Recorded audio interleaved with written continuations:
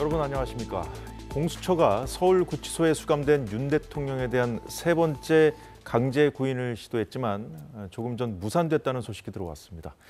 공수처 수사에 불응하는 윤 대통령이 헌법재판소에 출석해서 직접 변론에 나서면서 헌재 시간이 본격화된 상황인데요. 오늘은 양당의 입장을 대변하는 청년 정치인 두 분과 함께 짚어보겠습니다. 어서 오십시오. 안녕하세요. 반갑습니다. 네, 서울구치소에서 오늘이 공수처의 세 번째 강제 구인 시도였습니다. 공수처가 구인을 하게 되더라도 대통령이 묵비권을 행사할 거기 때문에 실효성이 떨어진다는 지적도 나오고 있는데요. 공수처장 얘기 듣고 시작하겠습니다. 지금 강제 구인이 좀 더 이상 실효성이 없다는 지적이 나오고 있는데 이에 대해 어떻게 보시나요?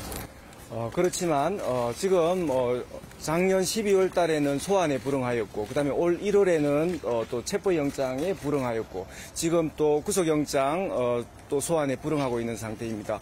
우리 공수처는 법질서 테두리 내에서 최대한 노력하는 모습을 보이는 게 맞다고 생각합니다. 검찰과 사건 송부 시점은 어디까지 협의가 되셨을까요, 지금?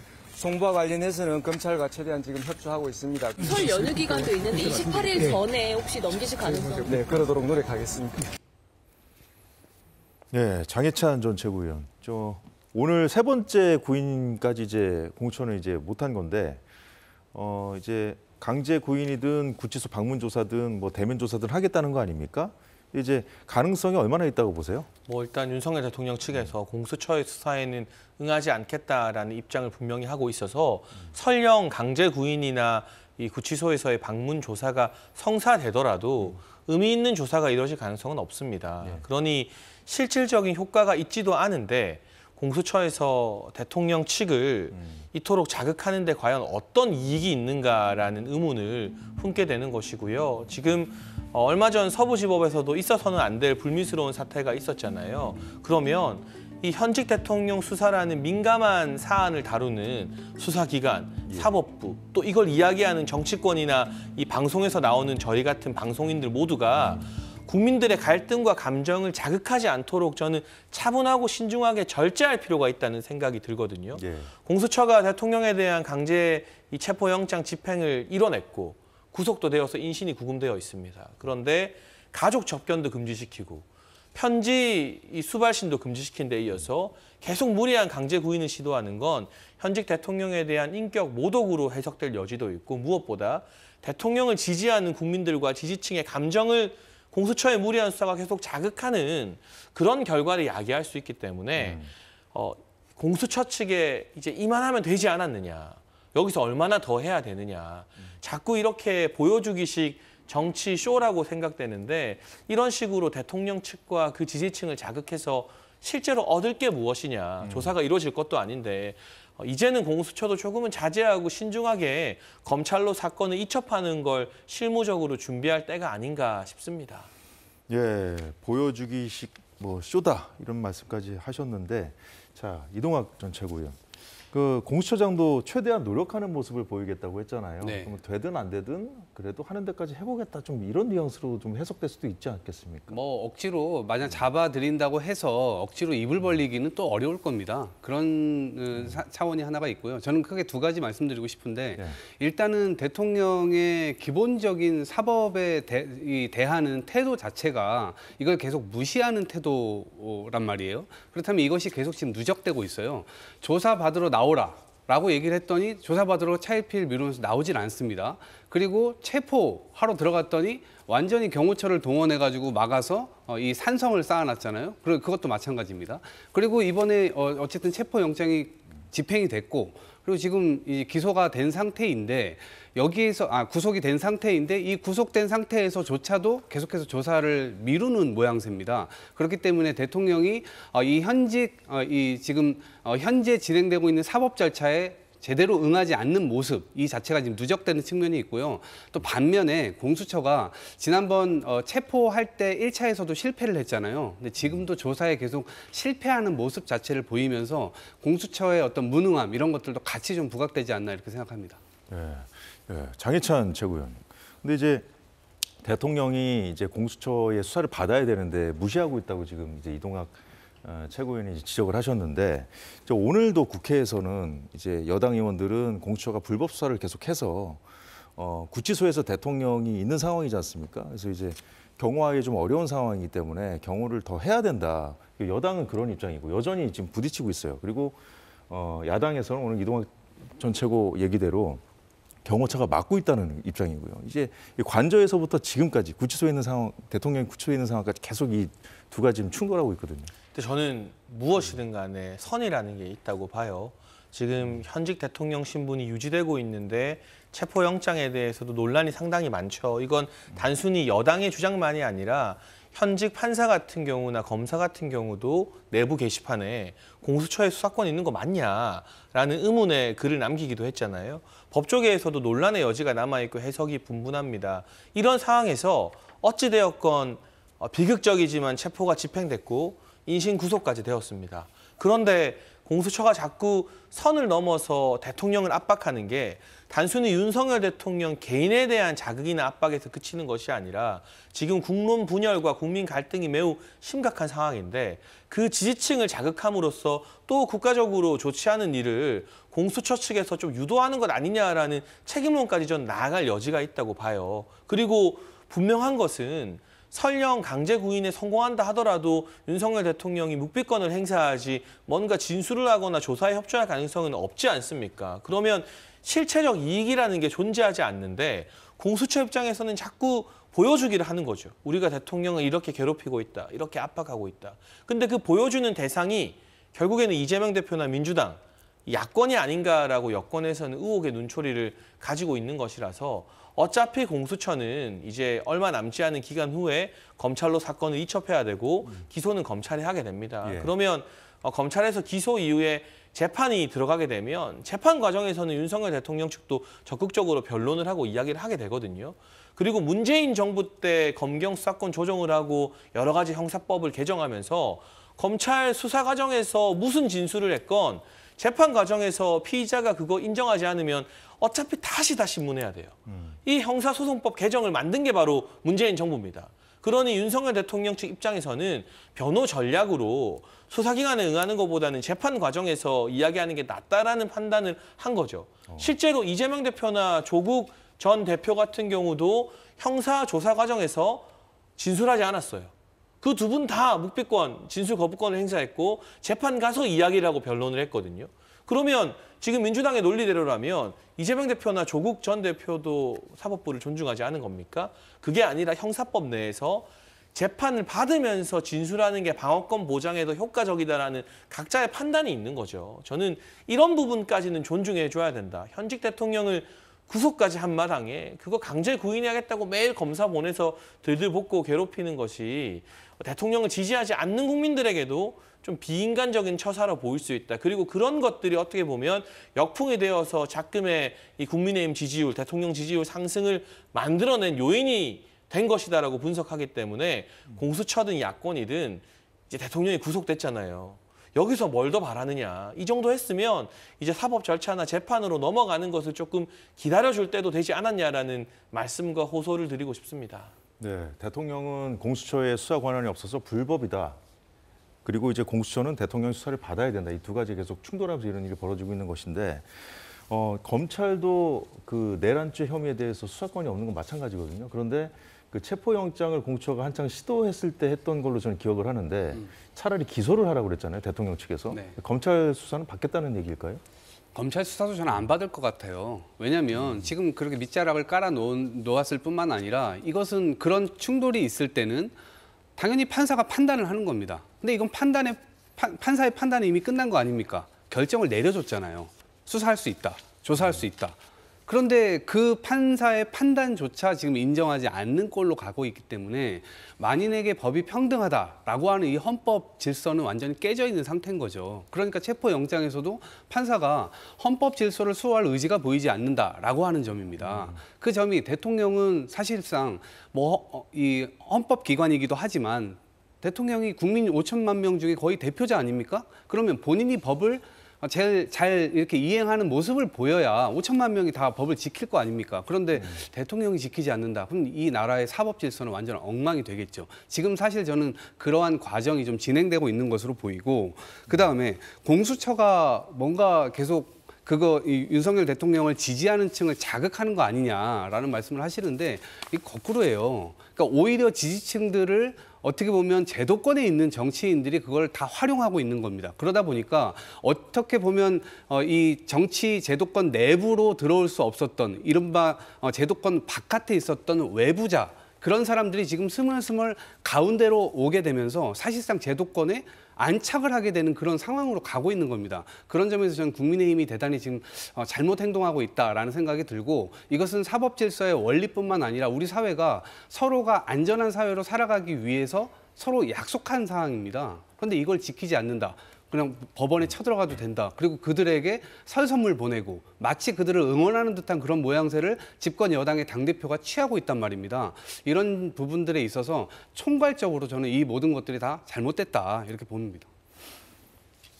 네, 뭐 보신 대로 또 들으신 대로 윤 대통령은 공수처 수사보다는 탄핵 심판에 집중하는 모양새인데요. 헌재에 나와서 적극적으로 변론하는 모습도 볼 수 있었습니다. 앞으로도 쭉 그렇게 변론에 직접 나와서 변론을 한다는 입장인데, 문영배 헌법재판소장 권한대행은 그 예정에 없던, 사전에 조율되지 않았던 그 질문 2개를 직접 대통령에게 던졌습니다.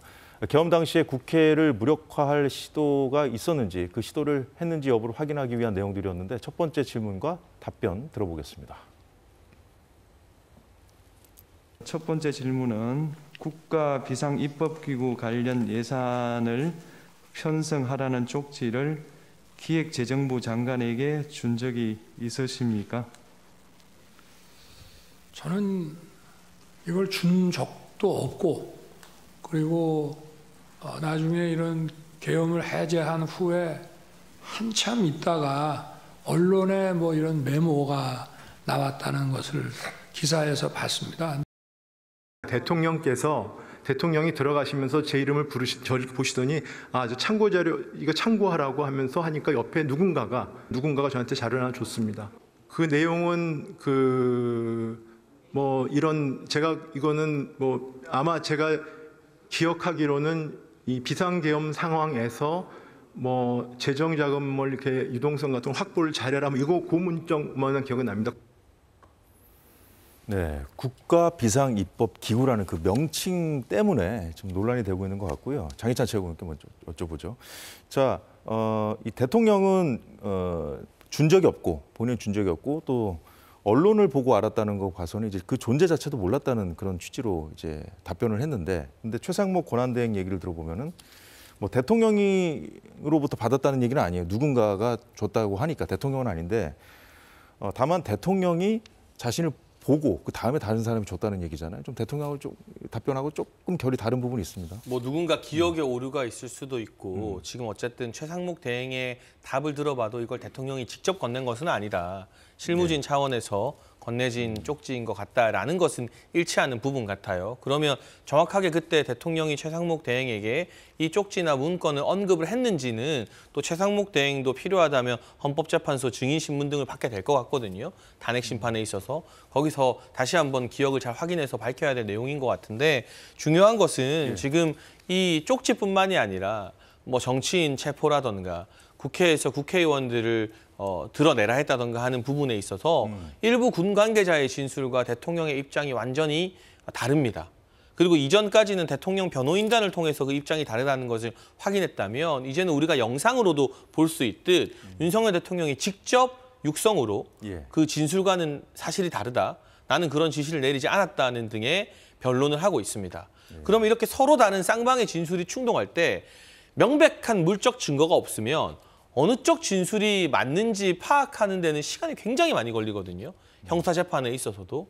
그래서 저는 헌법재판소가 이렇게 형사재판에서 다뤄야 될 서로 상반된 진술 중에 누구 진술이 맞다고 손을 들어주는 것은 불가능하고 또 부적절하다고 생각을 하고요. 궁극적으로는 이 비상계엄 선포 그리고 국가 기능 마비라고 생각한 이 통치 행위에 대해서 이것이 대통령직 물러날 정도의 사유인지 아니면 그렇지 않은지 좀 원론적인 부분을 판단해야지 지금 이야기 나오는 것 같은 디테일한 부분들, 이런 숲이 아니라 나무에 해당하는 부분들은 형사재판에서 실체를 규명해야 되고 충분한 방어권 보장이 필요하고 사실은 3심 대법원까지 가야만 명확하게 사회적으로 규정이 되는 부분이라 헌재가 오히려 집중해야 될 것은 양측의 진술이 다른 부분이 있을 때 그 진술 중에 누구 말이 맞느냐를 따지기보다 전체적으로 이 비상계엄 자체가 선포 자체가 위헌이고 위법인가 이런 숲에 저는 집중해야 될 필요가 있다는 게 이번 변론을 통해서도 잘 드러났다고 보여집니다. 네, 이동학 최고위원. 윤석열 대통령은 지금 세상을 속이기로 작정을 한 모양입니다. 세상을 속이려면 자기 자신부터 속여야 되거든요. 근데 이분은 그동안 보여주셨던 모습이 여태까지 거짓말을 굉장히 많이 했기 때문에 누가 거짓말을 하는 거냐라고 국민들에게 물어봤을 때 당연히 윤석열 대통령이라고 얘기할 겁니다. 비근한 예로 이 명태균 씨를 알았냐 몰랐냐부터 시작해서 실제로 뭐 경선 이후에는 만난 적 없다, 연락한 바 없다라고 얘기했지만 이미 연락한 게 막 나왔고 뭐 2차례 만났었다? 근데 뭐 3차례, 4차례 만난 게 그냥 바로바로 검증이 돼서 나왔고 최근에 이제 밝혀진 언론 보도에 의하면 검찰 보고서에 이미 대통령 되고 나서부터도 이미 많은 수차례 연락을 주고받았던 증거들이 캡처본들이 다 나왔다는 거 아니겠습니까? 그럼 그동안 국민들을 향해서 대통령이 입에 침도 안 바르고 저렇게 거짓말을 한다는 것을 워낙 잘 알고 있습니다. 그런데 이 건에 대해서도 마찬가지입니다. 최상목 부총리를 불러가지고 뭔가를 설명했고 그것을 뒷받침하기 위해서 옆에 있던 사람이 자료를 줬다는 겁니다. 그런 이것은 연결선상에 있는 거죠. 그런데 대통령은 자기는 준 적도 없고 저걸 쓴 적도 없다라고 얘기를 합니다. 그런데 일주일 전에 체포 이 구속적부심에서 비상입법 이거 했냐 안 했냐 물어보니까 자기가 기억이 가물가물하다. 내가 썼는지 이 김용현 전 장관이 썼는지 기억이 가물가물하다. 그때의 증언과 지금 또 증언이 또 달라요.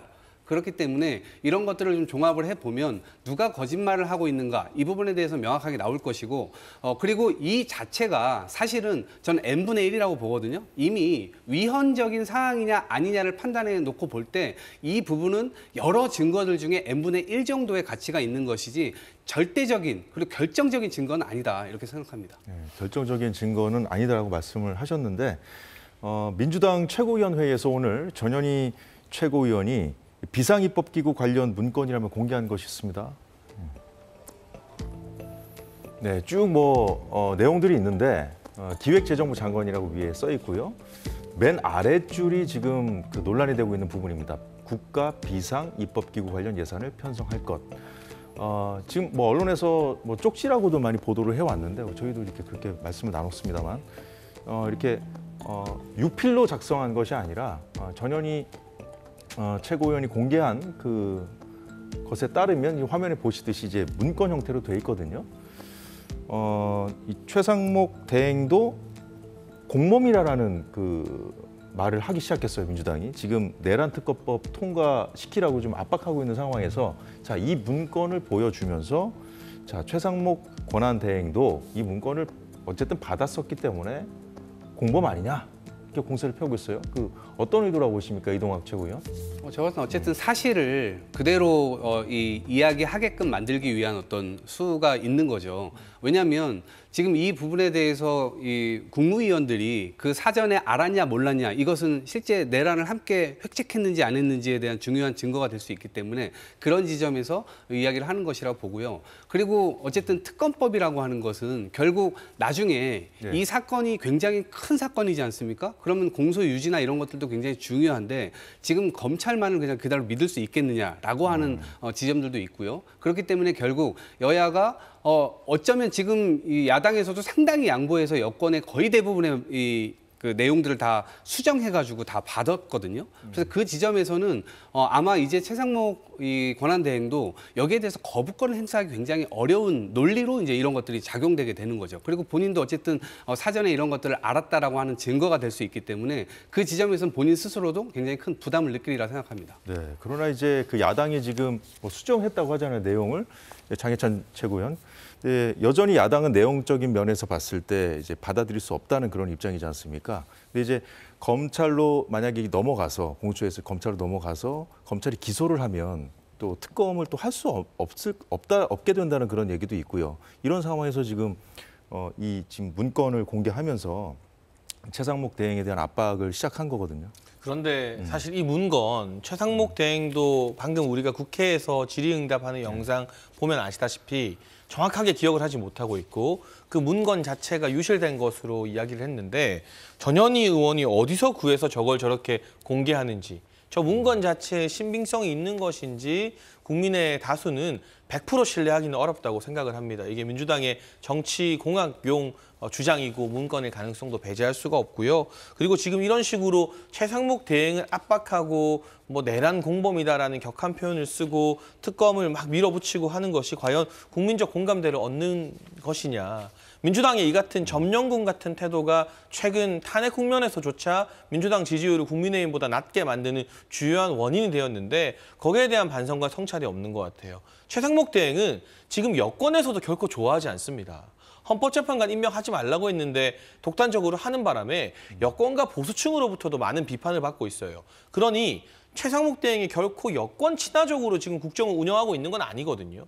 그런데 국민의힘에서는 적어도 지금 최상목 대행을 필요 이상으로 흔들면 국가 안정에 지장이 생기기 때문에 그것만큼은 좀 자제하자라고 선을 지키고 있는데 민주당은 이제 본인들의 정치적 이익을 위해서라면 국가 안정이라는 절체절명의 선도 뭐 위험하게 넘나들겠다라는 의사를 드러내는 것 같아서 참 걱정스럽고요. 저는 최상목 대행이 말한 바 여야 합의가 특검에 필요하다고 했는데 여당이 특검을 내지 말자는 의원들이 다수였음에도 불구하고 지도부가 아마 고육지책, 뼈를 깎는 심정으로 자체 특검안을 냈습니다. 근데 그 부분에 대해서 민주당이 합의를 이뤄내기보다는 일방적으로 자신들 입맛에 맞는 몇 가지만 받아들이고 일방통행을 하고 있기 때문에 현재 구도대로라면 임시국무회의에서 최상목 대행이 특검법에 대한 거부권, 제2요구권을 행사할 가능성이 높다고 보고요. 그랬을 때 민주당이 최상목 대행까지 탄핵할 수 있겠느냐. 현재의 지지율 국면과 여론이라면 민주당이 말은 거세게 해도 최상목 대행을 탄핵하는 건 실질적으로 불가능하다고 봐야겠죠. 예, 잘 들었습니다. 자, 문영배 헌법재판소장 권한 대행이 윤 대통령에게 한 두 번째 질문은 계엄 당시에 국회의원들을 끌어내라는 지시를 실제로 했냐는 것이었습니다. 대통령께서 비화폰으로 제게 직접 전화를 하셨습니다. 의결 정족수가 아직 다 안 채워진 것 같다. 빨리 문을 부수고 들어가서 안에 있는 인원들을 끄집어내라. 본인께서는 이진우 수방사령관, 곽종건 특전사령관에게 계엄 선포 후 계엄 해제 결의를 위해 국회에 모인 국회의원들을 끌어내라고 지시한 적이 있으십니까? 없습니다. 예, 이동학 최고위원. 네. 이제 내일 마주하게 될까요? 이제 진실 공방이 벌어질 가능성이 높아졌어요. 네. 6명의 사령관들이 지금 대통령에게 한 번 내지는 복수에 2번씩 전화를 받으신 분들도 있습니다. 그렇게 이제 증언을 하고 있는데 그 증언이 대부분 다 일치합니다. 정적수가 차지 않았으니까 얼른 끌어내라. 4인 1조로 한 명씩 다 끌어내라. 총을 쏴서 이 문을 부수고라도 들어가서 끌어내라. 이런 것들이 조금씩 표현만 다르지 사실상 일치하는 이 의견을 내고 있거든요. 근데 이 지점에서 아까 제가 말씀드린 대로 대통령은 세상을 속이고 자기 스스로를 속이기로 그냥 결정을 했기 때문에 저는 이 부분이 굉장히 중요하게 오히려 더 괘씸죄에 해당하는 그런 상황으로 발전될 것이다 라고 생각을 하고요. 저분들이 사실상 거짓말을 할 이유가 없죠. 그리고 완전 대한민국 1인자, 1인 거의 독재의 나라를 만들려고 했었던 그런 무시무시한 권력을 가진 사람이 이렇게 해가지고 자신들이 입을 맞춰가지고 이 사람을 겁박하기 위해서 거짓말을 한다? 저는 그건 굉장히 상상하기 어려운 시나리오라고 생각을 하고요. 지금 이 시점에서도 대통령 스스로가 지지자들을 결집시켜가지고 계속해서 이 부분, 사법 자체가 다 잘못됐다. 그래서 헌법을 부정하는 행동도 했습니다만 지금도 그 행동을 여전히 유지하고 있는 상황이라고 보고요. 그런 지점에서 결국 국민의 공분 그리고 재판관들의 공분 이런 것들은 결국 다 후가로 돌아갈 것이다. 이렇게 생각합니다. 앞서 봤듯이 이제 최상목 권한대행에 건넸다는 그 쪽지 부분 그거 하나, 나머지 두 번째 질문이 이제 끌어내라는 지시를 했느냐, 이 두 가지 집중해서 헌법재판에서 물어봤다는 것은 이제 내일 변론, 4차 변론에서 이 부분을 좀 집중적으로 좀 들여다보겠다 이렇게 봐야 되겠죠. 뭐 아무래도 그게 지금 쟁점으로 부각되고 있는 것 같은데요. 제가 앞서 말씀드린 것처럼 양측의 진술이 상반될 때 확실한 물적 증거가 없다면 형사재판 3심까지 가야 하는 사항을 헌재에서 2달이나 3달 만에 판결 내리는 것이 가능하고 적절한가에 대한 의문이 따라올 수 있고요. 내일 아마 출석하는 증인들 중 군 관계자 증인 신문에서 대통령 직접 지시와 관련된 사안이 가장 언론의 주목을, 국민들의 관심을 받게 될 것 같습니다. 다만 이동학 전 최고께서 말씀하신 것과 달리 군 관계자들이 국회 나와서 진술할 때는 사실상 대통령의 권력이라는 게 비상계엄 해제 이후 그렇게 강하지 않았을 때 탄핵을 목전에 둘 때였고, 저기 나왔던 군 장성들이 민주당 국회의원들과 같이 유튜브 출연해서 민주당 의원들에게 나 공익제보자 만들어달라, 본인들의 책임을 면하려고 뭔가 정치적인 딜을 시도하던 시점이었거든요. 그러니까 저 진술이 오염되었다고 믿을 만한 근거도 저는 상당하다고 생각을 합니다. 방금 영상에 나왔던 곽종군 전 특정사령관 같은 경우는 그 밑에 부하 장군의 진술에 의하면 오히려 곽 전 사령관이 실탄 공포탄 쏴야 되는 거 아니냐, 실탄 장전, 특전사 투입 이런 부분을 더 적극적으로 주도했다는 진술도 나왔어요. 그러니까 결국 자신의 책임을 좀 떠넘기기 위해서 민주당 입맛에 맞는 진술을 했을 가능성도 없지 않기 때문에 내일 만약 헌법재판소에서도 저 군 관계자와 대통령의 입장이 서로 상반된다면 명확한 물적 증거나 녹취록이 없는 상황에서 어느 쪽 손을 헌재가 겨우 2달이라는 그 짧은 재판 기간 안에 들어주기는 저는 불가능하다고 봐요. 근데 설사 당시의 진술이 오염됐다고 치더라도 이제 와서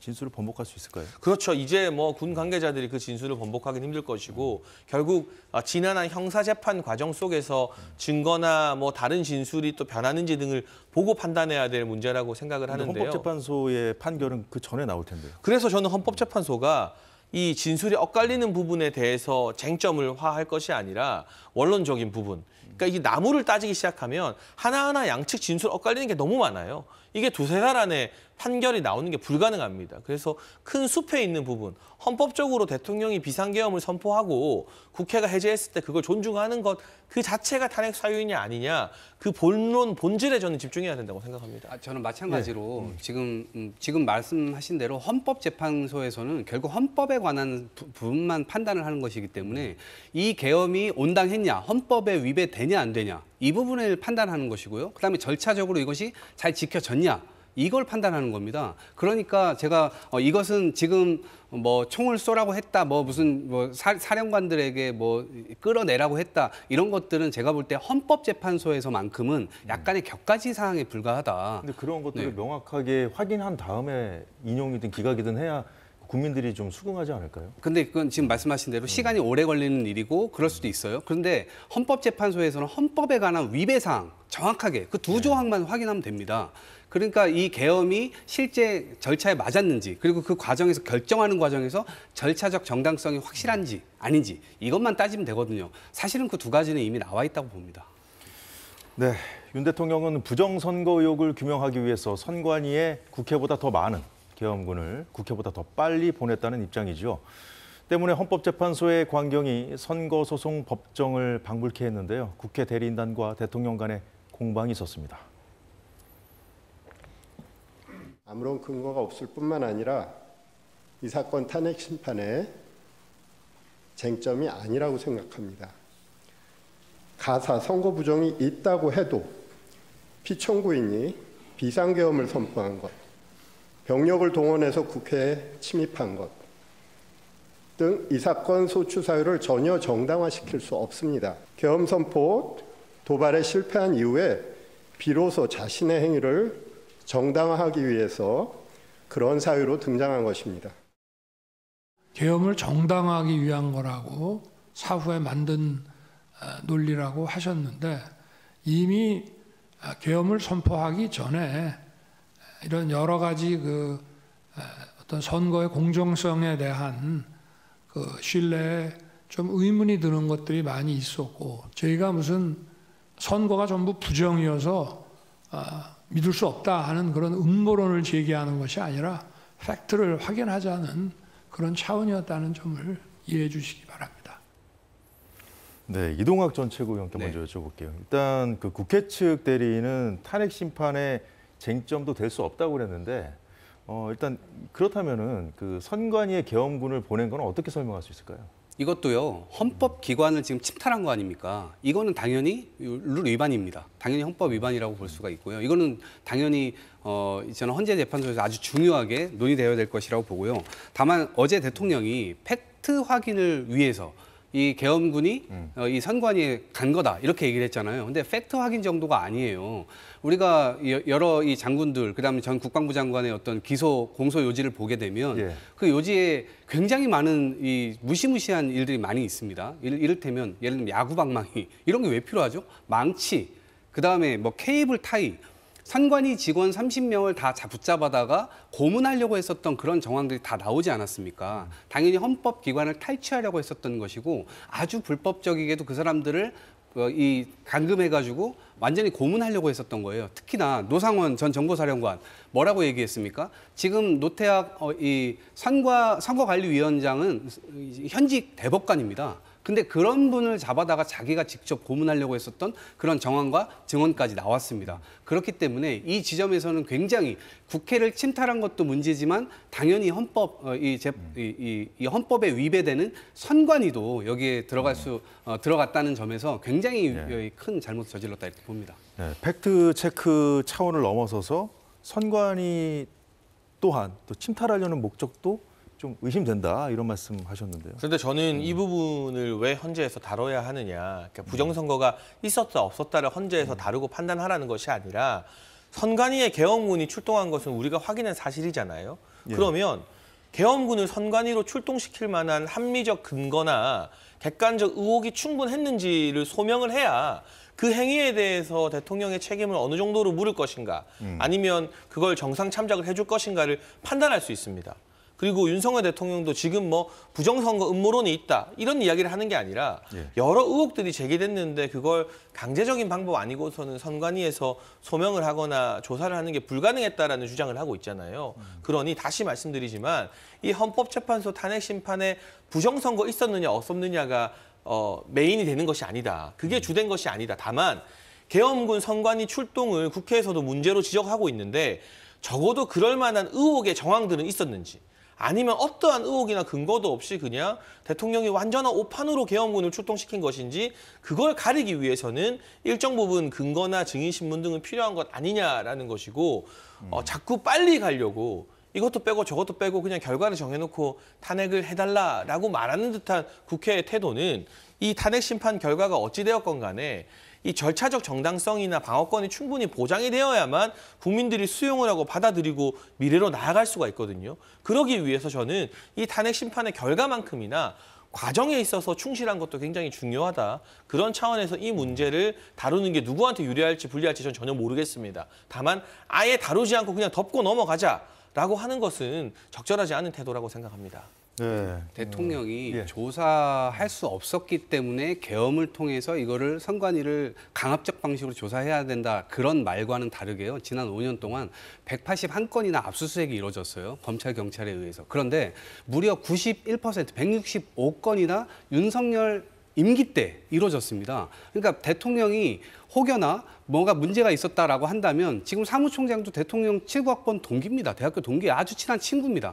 그런 친구를 사무총장으로 보냈는데 조사하려고 했었더라면 얼마든지 할 수 있었고, 문제가 있었다라고 한다면 지금 윤석열 정부 치하에서의 검찰과 경찰 무소불위의 권력을 휘두르고 있습니다. 충분히 고소 고발 조치를 해가지고 압수수색 해가지고 조사할 수 있지 않았겠습니까? 근데 그런 수단을 지금 취하지 않고 오히려 다른 방식으로 위헌적으로 이렇게 행동을 했기 때문에 이 부분에 대해서는 저는 용서받기 어려울 것이라 이렇게 봅니다. 자, 그런데 이동학 최고위원 말씀 들었는데 그 대통령 측 입장은 어제 이제 도태우 변호사가 파워포인트를 통해서 여러 가지 뭐 의심이 가는 정황들을 설명하기도 했거든요. 화면 준비됐으면 좀 보여주시죠.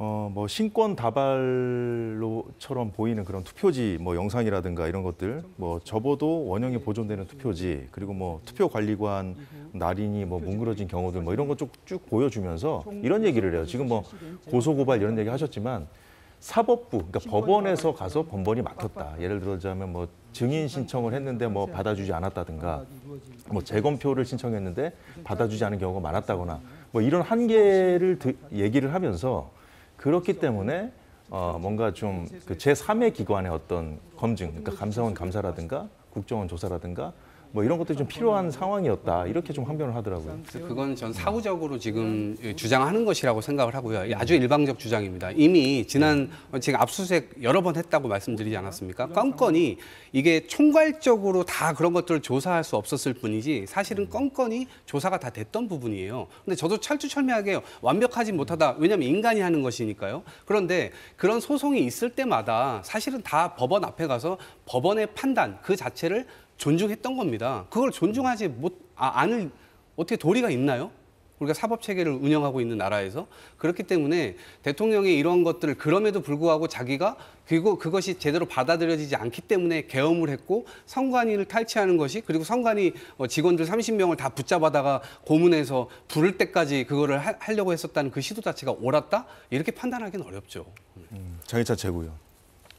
네, 저는 뭐 여러 가지 의혹들이 제기되는데 다시 말씀드리지만 이 헌법재판소에서 대통령 측이 제기한 이 근거나 도태우 변호사가 이야기한 증거들만으로 부정선거가 있었다 없었다 이 이야기를 하는 게 의미가 없고 불가능하다고 봐요. 다만 국민 다수가 의혹을 가지고 공감하지 못하는 문제에 대해서 대통령이라 하더라도 선관위에 대한 이 조사나 감사가 불가능하다라는 것을 느꼈고 실제로 국정원도 아주 일부분 그러니까 선관위가 헌법기관임을 내세우고 있기 때문에 대규모 부정 채용과 채용 비리가 드러난 다음에야 겨우 일정 부분 감사를 할 수 있었는데 그 과정에서 많은 의혹과 문제가 드러났음에도 불구하고 추가적인 조치를 하는 게 불가능했다라고 이야기하고 있잖아요. 그러니 선관위에 대한 어떤 강제적인 수사를 통해 국민적 신뢰를 회복시킬 필요성이 있었느냐. 적어도 의혹을 가질 만큼의 단서나 근거들이 충분한지 그 부분을 다루는 거지 지금 뭐 부정선거가 있다 없다를 다루는 근거 제시는 아니라고 보고 이렇게 선관위가 계속 설명은 함에도 불구하고 지속적으로 많은 국민들 사이에서 선관위에 대한 불신이 높아지는 것에 대해서 이 헌법재판소 탄핵 심판과 무관하게 선관위가 너무 꼿꼿한 자세로 우리는 아무 문제 없다. 우리는 아무 잘못한 거 없고 사소한 실수일 뿐이다. 근데 그렇게 말하기에는 선관위 채용 비리 연루자만 1,200명입니다. 더욱더 선관위가 낮은 자세로 국민들의 의혹을 해소하기 위해서 선관위 자체 차원으로도 노력을 해야 된다는 말씀을 드리고 싶습니다. 선거라는 것은 실수가 용납될 수 없는 영역이기도 하잖아요. 그럼요. 사소한 실수라고는 얘기는 하는데 그러니까 이제 시청자 여러분께서 잘 알고 계실지 모르겠습니다만 그 중앙선관위부터 시작해서 전국 각급의 모든 그 선관위의 위원장을 판사들이 맡고 있거든요. 그러니까 그 사법적 영역에서 좀 확인하기 좀 제한적이다. 이 얘기를 자꾸 이제 대통령 측에서 하는 거예요. 그래서 국민들도 이제 조금씩 관심을 갖기 시작한 분들도 좀 많이 이제 나타나고 있고 그 상황인데 민주당은 부정선거가 없었다는 입장입니까? 부정선거를 하기가 굉장히 어렵다는 겁니다. 왜 그러냐면 우리나라는 이게 기계적으로도 하지만 수개표도 합니다. 그리고 사전 투표의 경우 문제 제기를 타이완 하는데 같은 완전한 수개표는 아직 이루어지지 않고 있거든요. 어쨌든 수개표를 그 자리에서 서로가 함께 그 후보자들이 보낸 사람을 복수로 보내가지고 거기서 다 확인을 하지 않습니까? 그러니까 그게 전국적으로 이루어지면 수천 명이 이게 5천만 명을 속인다는 게 말이 됩니까? 그 사람들이 전부 다 짜고 이게 말이 안 되는 주장을 지금 하고 있는 거거든요. 문제가 있다면 후보자 측에서 얼마든지 제소를 통해서 그걸 끝까지 확인하지 않습니까? 특히나 뭐 200표 차이로 뭐 왔다 갔다 서로가 이걸 인정할 수 없다 그러면 소송을 통해서 그걸 다 확인까지 합니다. 그렇게 해서 몇 표 차 정도 줄어들거나 늘어나거나 하는 건 있지만 이거를 대한민국 전체의 선거를 가지고 모두를 속일 수 있다? 저는 그건 굉장히 환상이라고 생각합니다. 네, 뭐 선거 투명성 문제는 좌우가 아니라 뭐 상식과 비상식의 문제이기 때문에 지금 이 논란이 어떤 식으로든 어떻게든 매듭 지어질지 관심 있게 지켜봐야겠습니다. 자, 정치권 소식 간단히 짚어보도록 하겠습니다. 여당 의원들 오늘은 헌법재판소를 항의 방문했는데요. 헌재 측에서 외부 일정을 이유로 거부하면서 만남은 불발됐습니다만 권성동 원내대표 발언 들어보도록 하겠습니다. 헌법재판소의 재판 일정을 보면은 대통령에 대한 탄핵 소추 사건은 매우 성급하게 일주일에 2번씩 변론기를 잡는 등 빨리 진행이 되고 있고 그 이면에는 문영배 소장 대행에 편향된 그런 가치관에 저는 작용을 하고 있다 이렇게 생각을 하고 있습니다. 이재명 대표와 절친입니다. 누구보다도 가깝습니다. 이재명 대표와 그렇게 친분 관계가 있는 사람이 재판장으로서 재판을 진행한다는 것은 저는 재판의 그런 공정성을 기하기가 어렵다 이렇게 보고 있습니다. 만약 제가 주장한 내용이 사실이라면은 문영배 소장은 최소한 기피를 해야 된다. 재판 기피를 해야 된다. 저는 그렇게 생각하고 있습니다. 예, 이 문제는 이동학 최고위원께 네. 먼저 여쭤볼게요. 연이틀 이 문제를 제기하고 있거든요. 권성동 원내대표가. 이 문제라기보다는 뭐 의혹이라고 하는 게 낫겠네요. 근데 이제 이 주장에 대해서 문영배 권한대행이 뭐 반응을 내놓은 게 있습니까? 아니요, 반응할 필요가 없는 거예요. 너무나 터무니없는 주장이에요. 저는 예를 들면 예. 범죄자가 본인과 무슨 친인척이 재판관이든가 뭔가 여러 관련이 있어가지고 그런 재척 사유에 의해서 법적으로 재척 사유에 의해서 재척되거나 기피되거나 회피되거나 이런 거는 봤지만 윤석열 대통령이 이번 계엄을 통해서 체포하려고 했었던, 불법적으로 체포하려고 했었던 야당의 대표와 사법연수원 동기이기 때문에 이걸 제척해야 된다? 이런 주장은 전 처음 봤어요. 그런 주장이라면 지금 검찰 자체가 윤석열 대통령의 거대한 이 집단 아닙니까? 윤석열 대통령의 다 후배들, 다 그런 사람들로 이루어져 있습니다. 그러니까 저희가 못 믿겠다라고 할 때 특검이라고 하는 걸 주장을 하고 있는 거예요. 그런데 이것은 받아들이지도 않으면서 얼토당토하는 저런 주장들을 하고 있는 것이라고 생각을 하고요. 지금 저 주장은 어떻게 보면 헌법재판소 자체의 권위를 실추시키는 그런 여당 원내대표의 발언이에요. 그렇기 때문에 대단히 부적절하다는 생각이 들고 오히려 저 발언은 국민들에게보다는 본인들을 어떻게 보면 헌법재판소 앞에서 그 앞에서 시위를 하고 있는 구구파 그런 지지파들에게 신호를 지금 보내고 있는 거 아니냐. 그리고 이것은 하나의 밑자락입니다. 헌법재판소의 어떤 판단이 나왔을 때 이것을 수긍하지 않기 위한 그런 밑자락을 지금 여당의 원내대표가 깔고 있다고 생각하기 때문에 저는 이런 식으로 가서는 국가 체계 자체가 유지가 어려울 거라고 봅니다. 저는 보수 정당이 이런 방식으로 하는 것은 대단히 불행한 이 결과를 초래하게 될 것이다라고 봅니다. 예, 장해찬 최고위원 말씀을 들어볼게요. 일단 이 문영배 권한대행 헌법재판소에서 입장이 나온 게 이재명 대표 모친상에는 참여한 적이 없다. 조문 간 적이 없다라고 입장이 나왔어요. 그 부분은 헌법재판소가 밝힌 바가 맞겠죠. 다만 실제로 친분 관계가 있는지 그리고 사석에서 이재명 대표의 공직선거법 1심 판결이 잘못된 것 같다는 발언을 했다면 그건 헌재 재판관으로서 대단히 부적절한 예단을 드러내는 일이기 때문에 이왕 헌재가 사실관계를 밝혔다면 지금 좀 늦게 확인하셔서 보도가 방금 나왔으니까 대응을 했어요. 헌재에서. 예. 그럼 대응한 김에 다른 의혹에 대해서도 대응을 하셔야 된다. 모친상 안 간 것만 대응하고 사석에서 이재명 대표 1심 재판 잘못됐다라는 판결, 이렇게 판결에 대한 예단을 밝힌 거 대응 안 하면 의심이 더 커지잖아요. 그러니까 그런 부분에 대해서도 헌재가 정말 이 중요하고 민감한 재판 어떤 의혹도 받지 않으려면 확실하게 소명하고 입장을 밝히는 게 중요하다는 말씀을 드리고 싶고 제가 한 가지 유감스러운 건 적어도 이 국민을 대표하는 이 국회의원들 다수가 헌재에 갔는데 재판관은 못 만나더라도 보통 이러면 사무처장 정도는 나와서 접견을 하고 면담을 하는 게 일반적입니다. 어느 기관이라도. 야당이 가도 다 그렇게 해요. 그런데 이번 방문에 있어서는 아예 면담 자체를 거부하고 헌재 사무처장조차 나오지 않았다. 자꾸 이런 식으로 헌재의 어떤 불필요한 대응이 여권으로 하여금 보수 진영으로 하여금 이게 공정하게 재판되는 거 맞냐라는 불신을 키우고 있다는 점도 좀 유념했으면 좋겠습니다. 예, 알겠습니다. 내일은 헌법재판소 4차 변론이 있죠. 김용현 전 장관이 증인으로 처음 나오기 때문에 탄핵 청구 측 그리고 피청구인 측 양측의 첨예한 공방이 본격적으로 시작될 걸로 보이는데요. 오늘 상황은 여기까지만 보겠습니다. 두 분 수고 많으셨습니다. 고맙습니다.